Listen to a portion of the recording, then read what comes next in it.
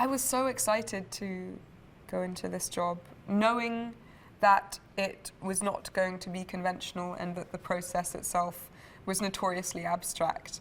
That was something which I just decided to acknowledge and then move forward that way and not expect anything, have no expectations, but be totally sort of curious and open to it. I sort of saw it as a vacation from the rest of this industry and the constraints of it.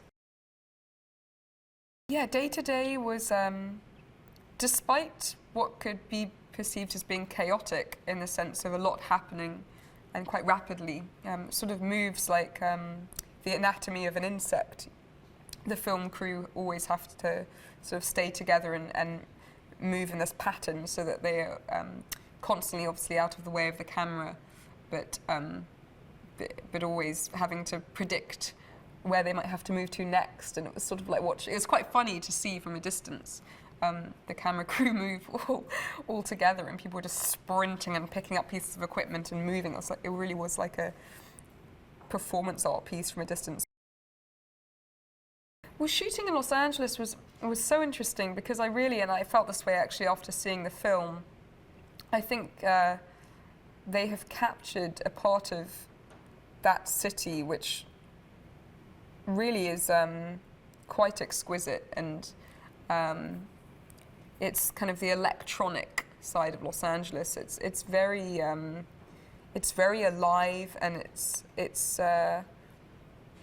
almost the myth of that city. It's the myth of that town, which you hear so much about, and yet when you're actually there existing, it's just silent, and it's kind of time rolling by and the heat beating down. And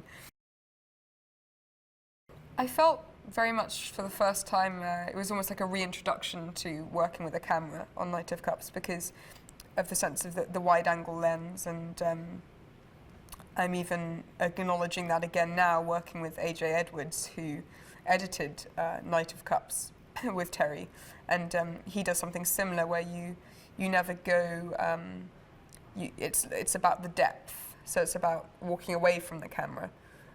Because if you walk into the camera must be backing away with you, and all of these this kind of choreography that doesn't exist in other types of filmmaking. So it was also just being entirely comfortable with however close Chivo was going to get with the camera, zooming in on things, and he is balletic the way that he operates, and it's very much just like a creature, you know, and not to be afraid of it in any way. But because you can tell, you can feel, some of the times that we shot with the light a specific way, magic hour in Los Angeles, which is how they obtained that kind of incredible, kind of mystic quality. And you just know from the lens perspective, it'll just look, just terrific.